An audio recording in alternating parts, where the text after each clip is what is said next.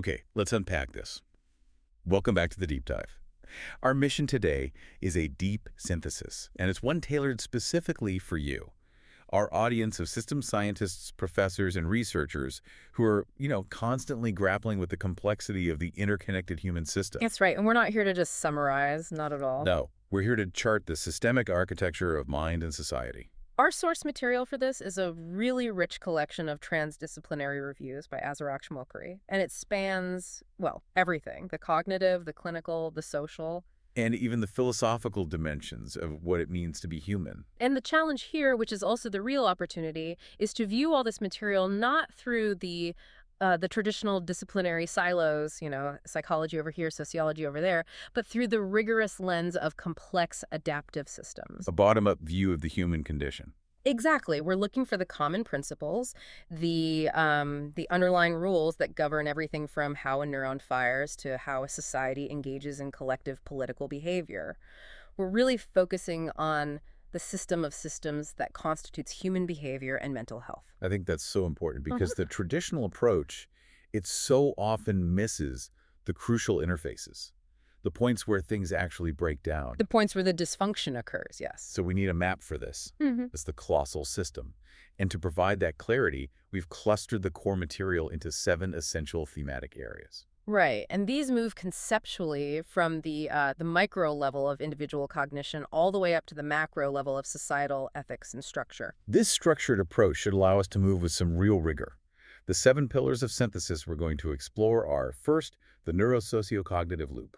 This one is all about establishing the ecology of the mind and really challenging that old idea of neural reductionism. Second, we'll get into systems of self-organization and behavior, which is where complexity theory helps explain how behaviors, stabilize into these really resistant patterns. Then third, the architecture of belief and delusion, a fascinating look at the epistemology of how we test reality. After that, fourth, incrementalism and evolutionary psychiatry, which addresses the deep constraints of our own developmental systems. Number 5 is his anthropological roots of psychopathology, which really centers culture and social structure as active players. Sixth is a really crucial one for anyone in the field. Interoperability of diagnostic frameworks. It's about building the essential bridge between different clinical models. And finally, number 7, we'll zoom all the way out to ethics, agency, and systemic responsibility, which is, the huge philosophical challenge this whole systemic view presents. It's an ambitious framework, for sure. I think it's a necessary one, though. It's the only way to really identify those powerful interdisciplinary linkages that hold the key to understanding human resilience and human fragility. Well, let's jump straight into the core deep dive then. Starting with our first category. If category 7 is the destination, I guess category 1 is the foundational map. That's a good way to put A it. neurosociocognitive loop, the ecology of mind. Right. So this category, it immediately confronts that historical tendency toward, biological reductionism, the idea you see everywhere in neuroscience and psychiatry. The old model. Exactly. And the core assertion here is that the brain just cannot be understood as some kind of computational engine isolated within the skull. It's not a computer in a vat. Not at all. Yeah. Its processes are inextricably linked to social context and our own cognitive interpretation of that context. The brain is just one, albeit highly functional, component within a far, far larger dynamic system. And the theoretical foundations here really demand that we elevate environmental variables from being just noise in the data. Right. They're not just confounding factors.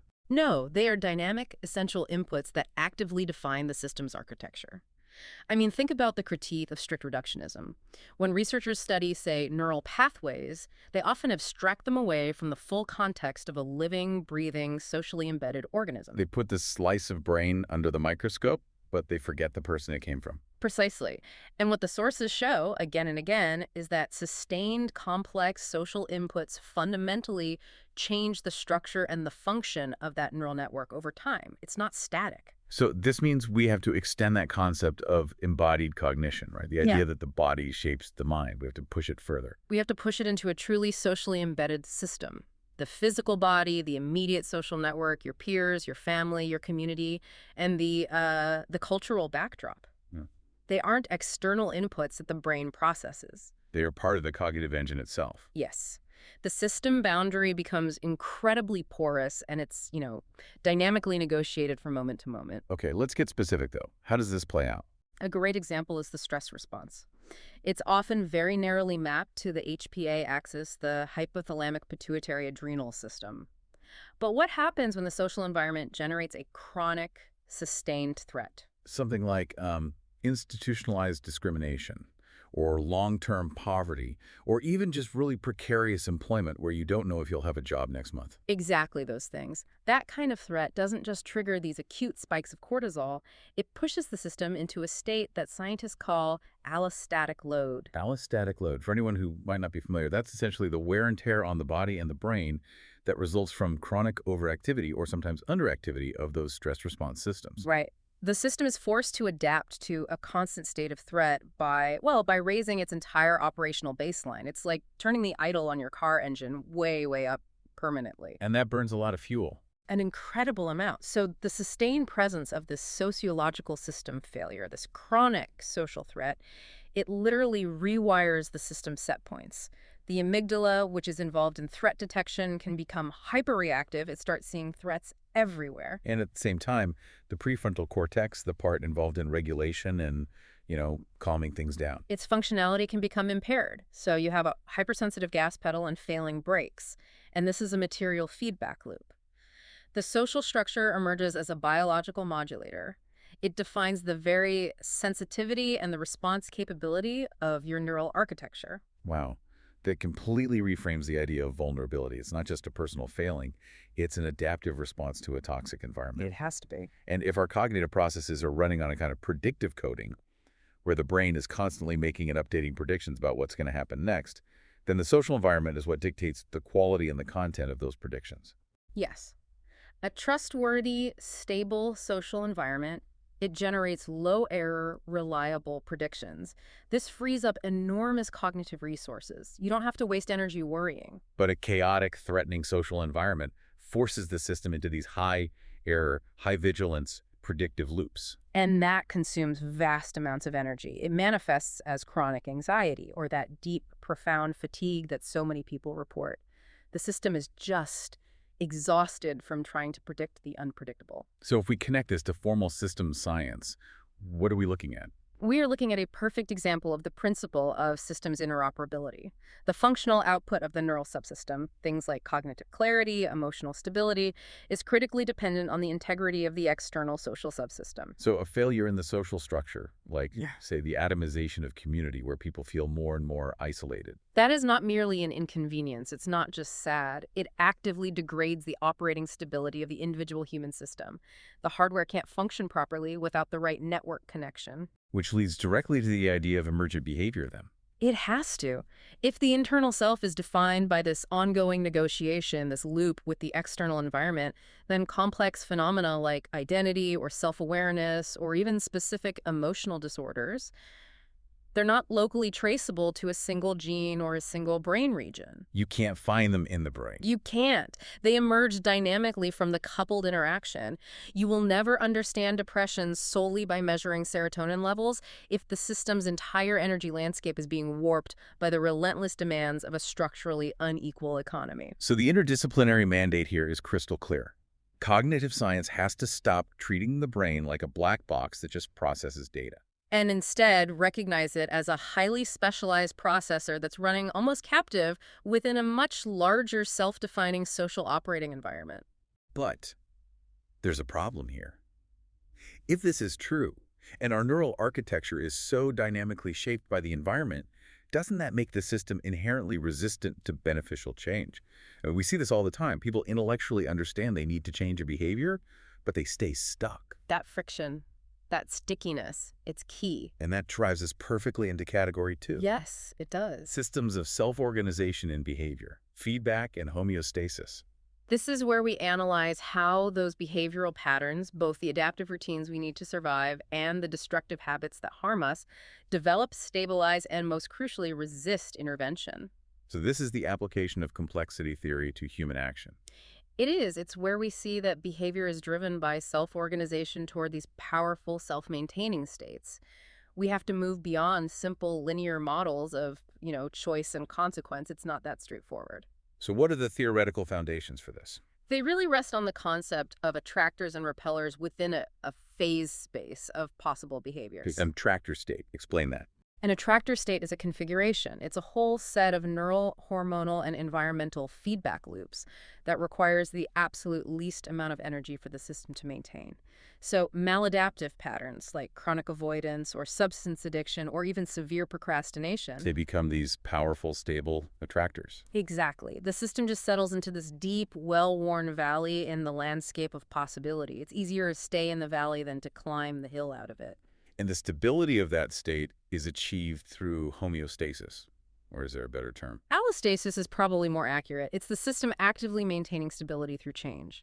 The key is that the system will attempt to preserve its preferred configuration, even if, by any external objective measure, that configuration is pathological. So if depressive inertia, that feeling of not being able to do anything, if that's the most predictable, low-energy state the system can achieve in a high-stress environment, then the system will actively, though unconsciously, defend that stability. It will fight against the high energy volatility that's required for positive change. Change is expensive, metabolically speaking. Stability is cheap. let's apply some rigor here. The addiction cycle is a classic example. It's a perfect one. The initial chemical input, the substance, acts as a powerful, nonlinear perturbation. It completely shifts the system's homeostatic set point. The brain's reward circuits, pain thresholds, regulatory circuits, they all get reorganized. So to stabilize the system at this new normal, you need more of the substance. Continued input becomes necessary, yes. The system has self-organized into a highly stable, self-reinforcing, and, well, profoundly destructive configuration. And this is why recovery is not as simple as just removing the substance. You have to do more. You have to apply targeted perturbation to force a system phase transition. You have to literally kick the ball out of that deep valley so it can find a new, healthier one to settle in. We see this same kind of organizational resilience in macro systems all the time. Think about the entrenched inertia of a corporate culture. Oh, absolutely. When two companies merge and they try to smash their cultures together, The restructuring efforts almost always fail, right? They're informal structures. The way people actually meet, the way they share information or resolve conflicts, they often self-organize right back to the prior stable configuration. despite all the formal mandates from management for change, yes, the emergent organizational behavior maintains its steady state, and it consumes vast resources in the process of resisting that change. This is pure self-organization. It is. Behavior, whether it's individual or collective, stabilizes without an external command structure. It's just continuous reinforcement via feedback loops. The system's own history dictates its present structure. And positive feedback loops just amplify an initial pattern. Digging that attractor valley deeper and deeper, making it exponentially harder to escape over time. And this relates directly to the concept of nonlinearity. It does, and for our audience, this is where systems thinking offers the greatest potential for leverage. If a system is near a critical phase transition, Maybe an individual is acutely aware that their current pattern is completely unsustainable. They're at a breaking point. exactly, at that bifurcation point, a small, precise input can catalyze a complete system reorganization. It can shift the trajectory dramatically. The whole art of nonlinear intervention is about finding that precise leverage point. The interdisciplinary linkage here seems to be firmly connecting the behavioral sciences, classical conditioning, reinforcement schedules, habit formation, with cybernetics and control theory. It forces us to ask a different set of questions. Not why is this person making bad choices, but what are the primary feedback loops sustaining this output, and how can we introduce strategic noise or a targeted input to destabilize the current unwanted state? That is a critical transition in thinking. And it leads to another question. If systems stabilize their behavior like this, they must be relying on some kind of internal model of the world to predict and operate. They have to. But what happens when that model, our system of belief, becomes so internally consistent that it just actively rejects real-world data? That's when the system becomes pathological. Which brings us to category 3, the architecture of belief and delusion, epistemology and reality testing. Right. Now we're moving into the cognitive and philosophical realm to examine the structures that underlie how we literally construct our reality. And we're looking for that systemic distinction between a functional adaptive belief system and, well, a pathological delusion. And the theoretical foundations here view beliefs as these high-level system models. They're absolutely essential for allocating resources and making predictions. We can apply the framework of Bayesian inference. Okay, so the Bayesian brain. The brain is constantly weighing incoming sensory data, the likelihood against its pre-existing expectations, or prior probability. And an adaptive system is one that constantly updates its priors based on new evidence. The goal is always to minimize prediction error, to be less wrong over time. But the psychological cost of doing that, of constant probabilistic thinking, is immense, isn't it? It requires continuous vigilance and a lot of energy. It's exhausting, and because of that, the system is deeply biased towards certainty. Absolute certainty is efficient. It greatly reduces cognitive load. You don't have to think anymore. But that efficiency comes at a cost. The structure becomes fragile.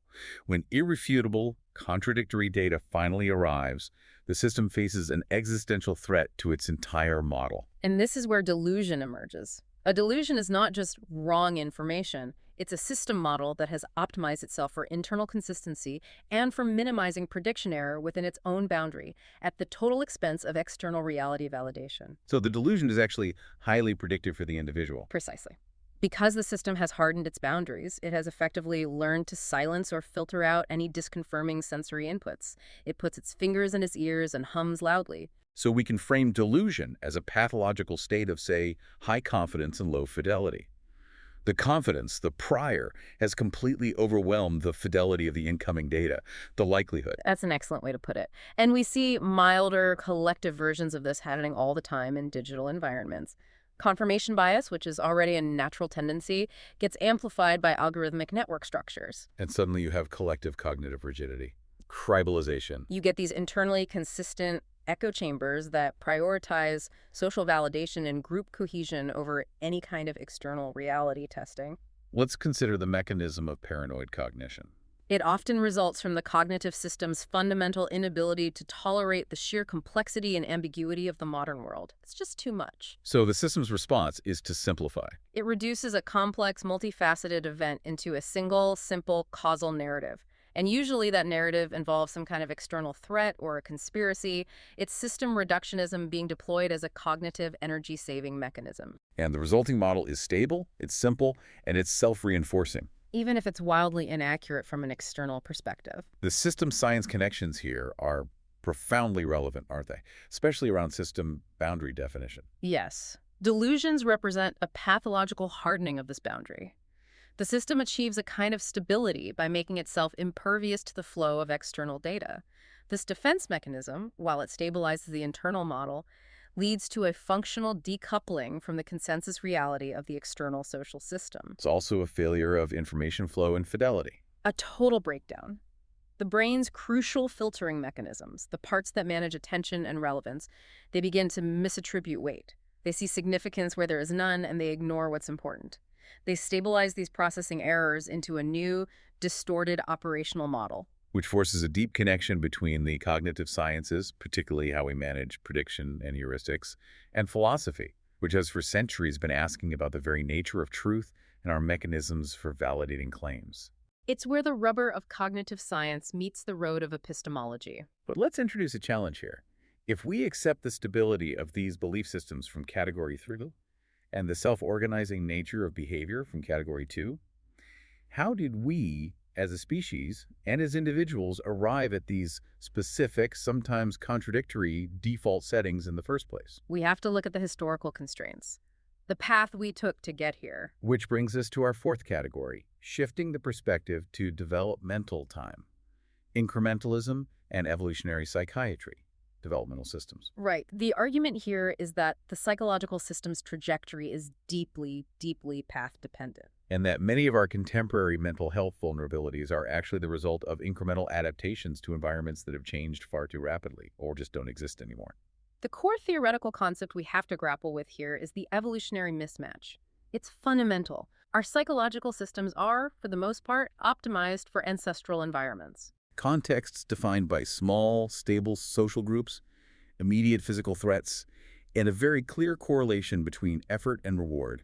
You hunt, you eat. Exactly. And many traits that were highly adaptive in that context, like a hyperreactive threat detection system or an intense need for social conformity to stay in the group, they become profoundly maladaptive in our modern low physical threat, high social stress, hyper-novel environment. We're running on highly functional yet completely outdated legacy code. That's a perfect description.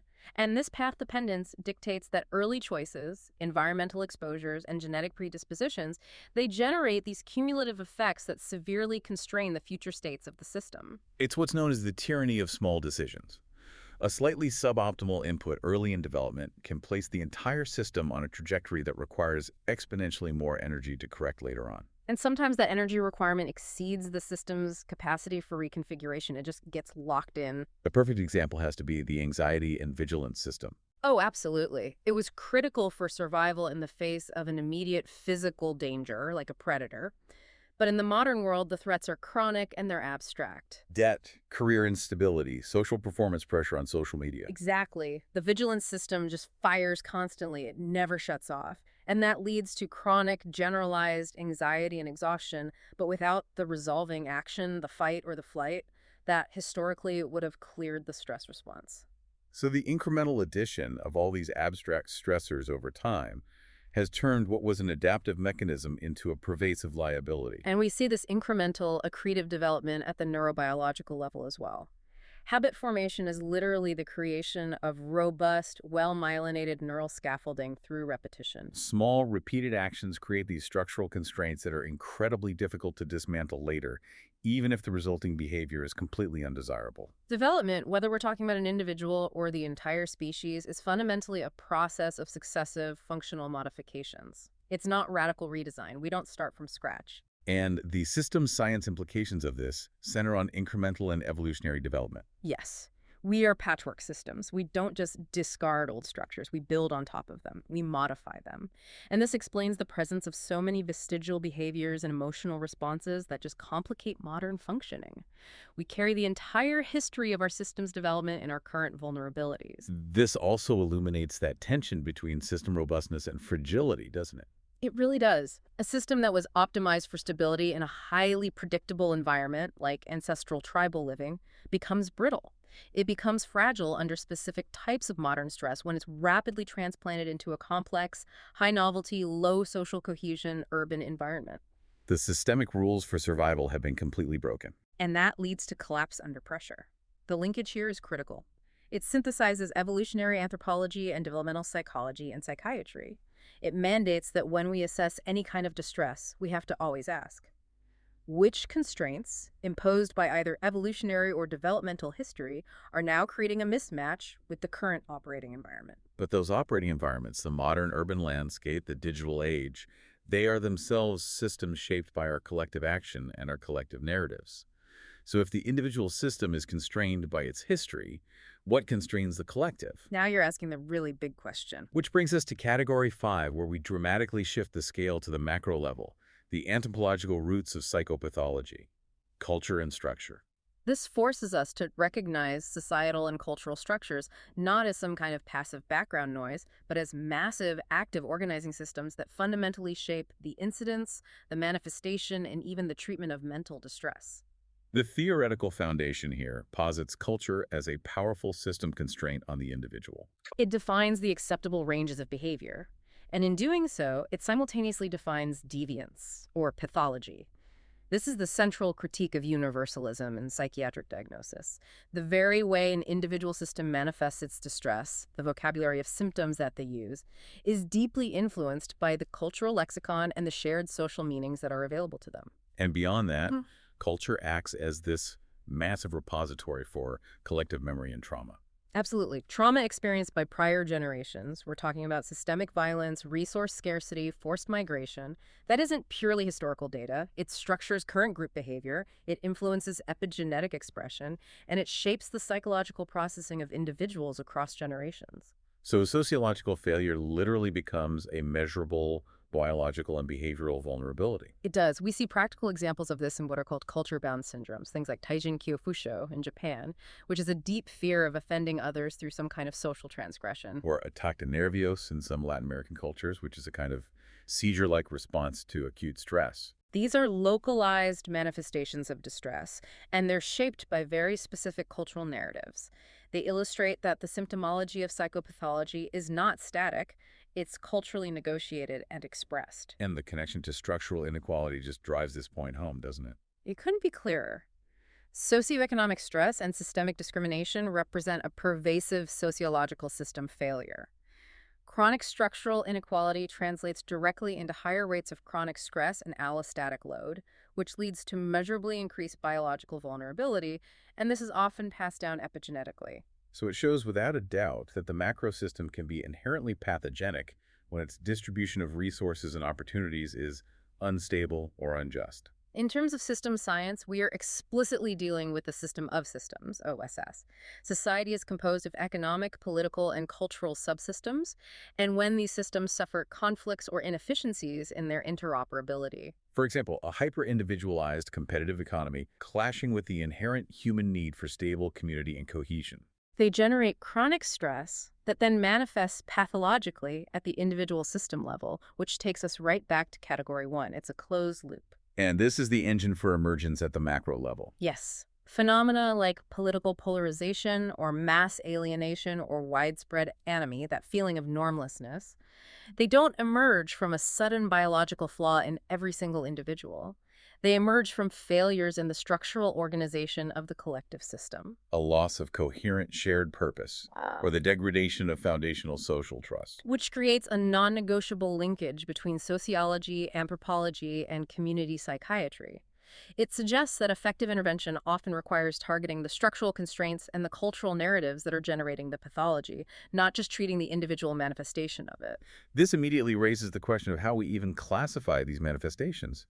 If culture is shaping the symptom expression and developmental history is dictating vulnerability, can our current diagnostic tools, the clinical language we use, ever truly capture this systemic complexity? That is the million-dollar question for the field right now. Which brings us to our sixth category: interoperability of diagnostic frameworks, bridging models of distress, which turns that systemic lens inward onto clinical practice itself. It's a critical examination of classification systems like the DSM, the Diagnostic and Statistical Manual, and the absolute necessity of achieving intellectual interoperability with more dimensional and systems-oriented models like the RDOC or various network models. The foundational theoretical tension here is that clash between categorical and dimensional approaches, right? It is. The DSM assumes these clear, discrete boundaries between conditions. You either have PTSD or you don't. But real-world human distress exists along spectra. And the scientific data, particularly from genetics and neurobiology, strongly suggests that these highly distinct categories often share the exact same underlying biological substrates. The overwhelming prevalence of comorbidity, the frequent overlap of diagnoses like anxiety, depression, and substance use, that have to be the loudest signal that the categorical approach is insufficient. It screams it from the rooftops. It suggests that what we're doing is labeling separate surface manifestations of shared underlying systemic failures or network interactions rather than truly separate disease entities. This is where the network theory of psychopathology comes in and provides some essential rigor. Yes.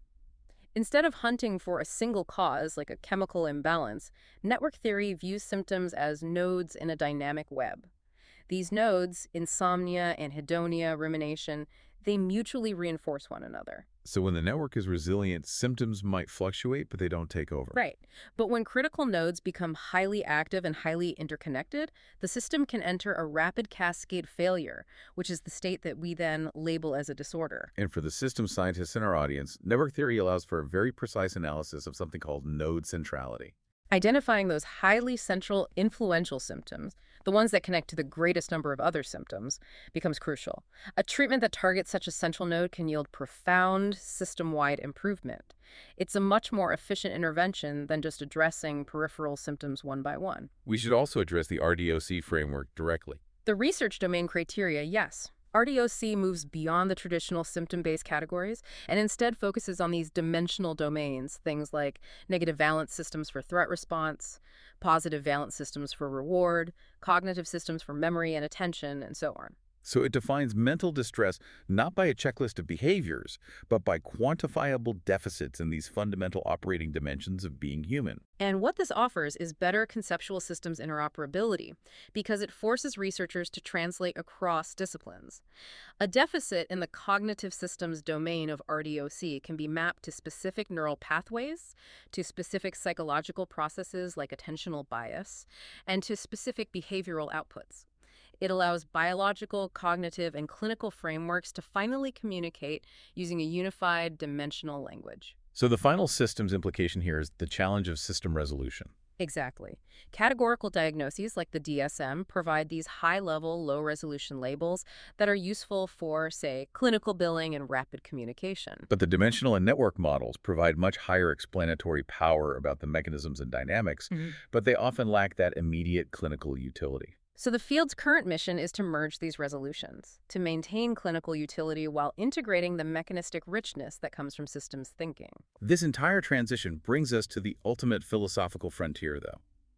If we can map human distress to sisters' failures, to network dynamics, to path dependence, how much is really left of the concept of individual freedom, of free will? And that is the challenge of our final category. Category 7. Ethics, agency, and systemic responsibility, the philosophical dimension. This one addresses the profound and, frankly, uncomfortable philosophical implications of this entire systemic view. If behavior and dysfunction are the emergent, constrained product of vast, interconnected subsystems, what happens to our traditional understanding of free will and moral responsibility? The core challenge has to lie in defining agency in a complex system. It does. If the individual system is constrained by genetic predisposition, by the path dependence of early development, by the self-organizing stability of attractor states we talked about in Category 2, and by the constraints of the social structure from Category 5. Then agency is not a starting premise of pure, unconstrained choice. It can't be. It becomes a highly constrained, emergent capability, and it's completely dependent on the underlying health and stability of the total system. This has to mandate a fundamental ethical shift from individual blame to systemic modification. It does.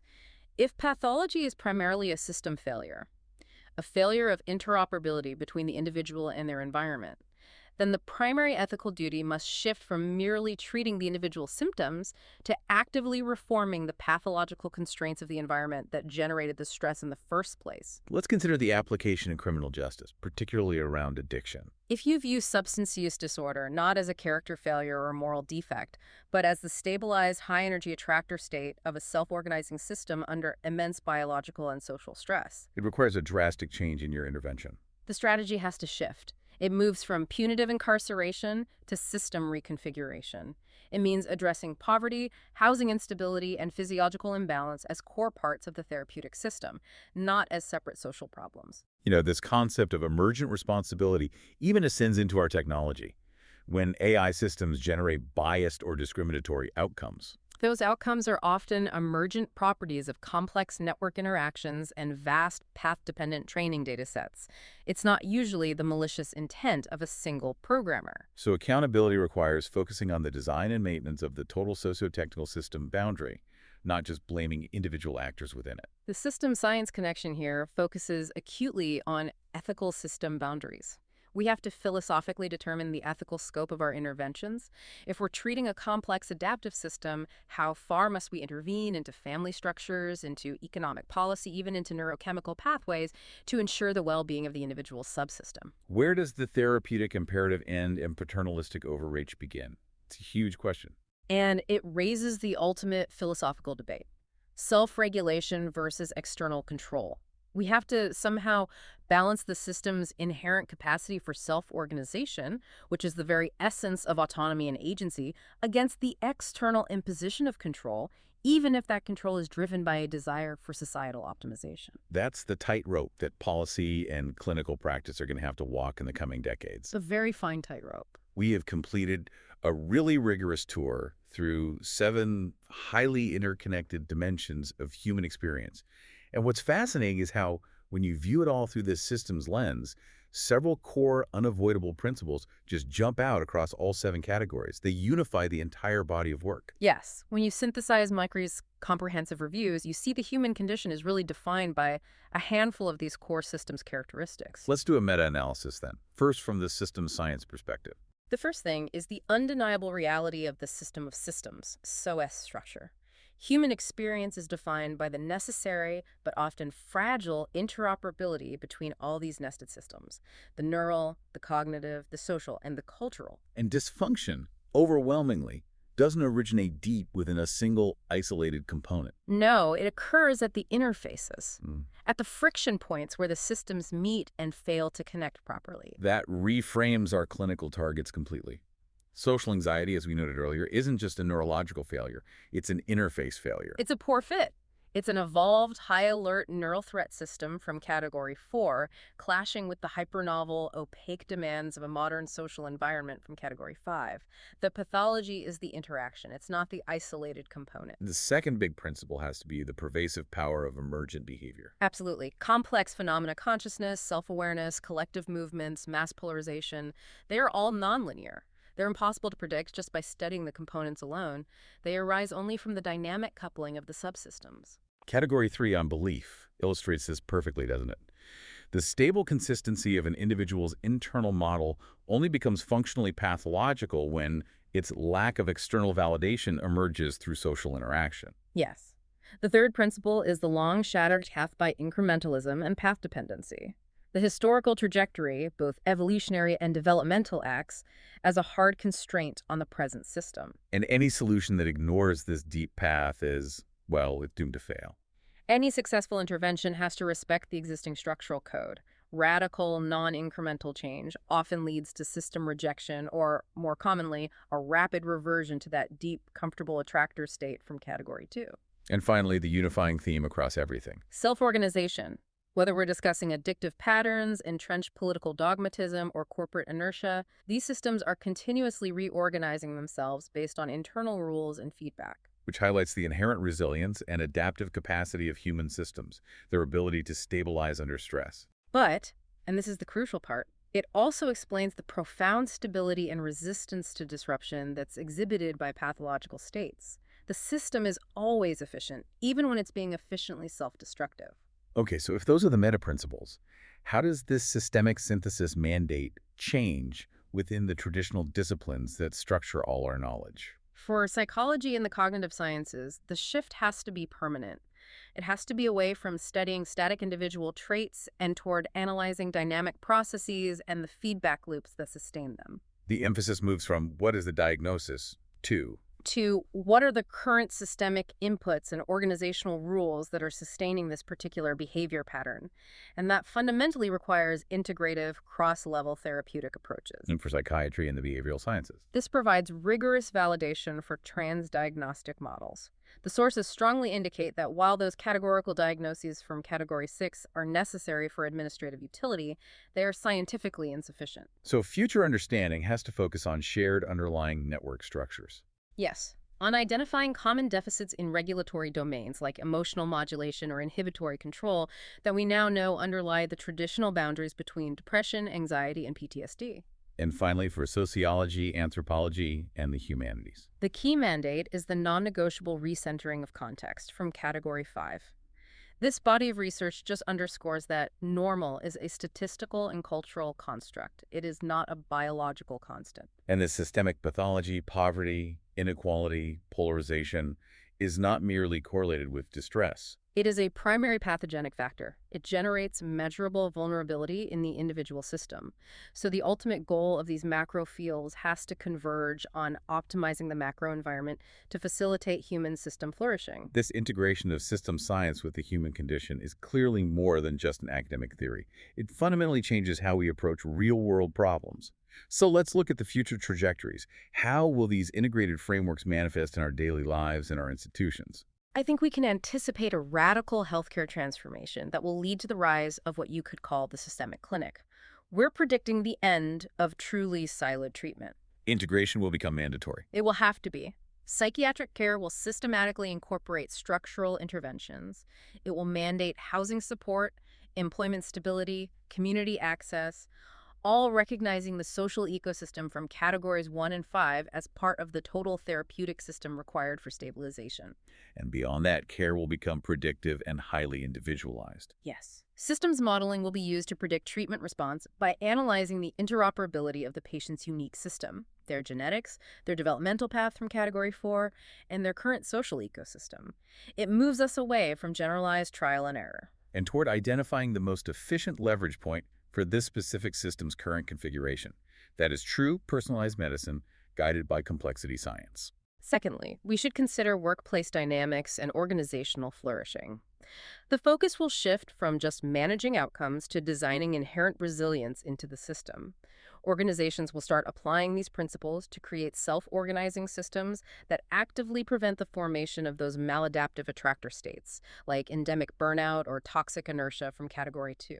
So this means using sophisticated feedback loops and adaptive modeling to manage the collective cognitive load and preempt emergent negative behaviors like mass groupthink or organizational paralysis. It does, and leaders will need to be trained not as hierarchical command structures, but as systems engineers, as experts at reading the subtle signals of systemic instability and applying targeted, nonlinear interventions at critical junctures predicted by complexity theory. This deep understanding also empowers personal navigation and decision-making, doesn't it? Massively. Individuals will be equipped with metacognitive tools rooted in systems thinking to identify their own cognitive and behavioral attractors. We'll move past talking about simple habits and begin talking about powerful, stable, self-reinforcing loops that require intervention at the structural level of our personal behavior. So the practical application is using the knowledge of path dependence from Category 4 to deliberately introduce small, incremental changes at specific life junctures. By understanding where your own bifurcation points are, you can act as a personalized systems engineer. Consciously steering your own systemic trajectory away from undesirable yet stable outcomes. And finally, in education and collective well-being. The implication is a major curricular reform. One focused on critical systems thinking over rote fact retention, particularly concerning the epistemological frameworks and biases we discussed in Category 3. We have to teach the dynamics of belief construction and the limitations of certainty. So the ultimate application is preparing citizens for a world that is defined by interconnected complexity. We have to teach younger generations that identity, selfhood, and belief are dynamic, emergent properties of interaction and development, that they are not fixed, essential characteristics. This enhances adaptability, it reduces ideological rigidity, and it prepares systems, both individual and collective, to better navigate chaos and uncertainty. We started this deep dive with a stack of critical reviews spanning the entire spectrum of the human sciences. And what emerged, unified by this rigorous system science lens, was a profound argument for interdisciplinary necessity. The human sciences aren't separate domains. They are different necessary resolutions of the same colossal, complex, adaptive system. And this raises an important, overarching question for you to consider in your ongoing work. If individual agency is inherently constrained and emergent, a product of genetic path dependence, social structures, and powerful cognitive attractors, how do we as a society ethically and practically negotiate the profound tension between maximizing individual freedom and applying the necessary systemic optimization required to ensure collective environmental stability and well-being? That's the frontier for transdisciplinary system science. Thank you for joining us on this deep dive. This is curiosity-driven and experimental AI-driven meta-analysis study to express the ability of AI and to see how the whole body of knowledge could be summarized in an audio podcast. It definitely does not claim to prescribe normative recommendations in the fields related to mental health, psychology, and psychiatry.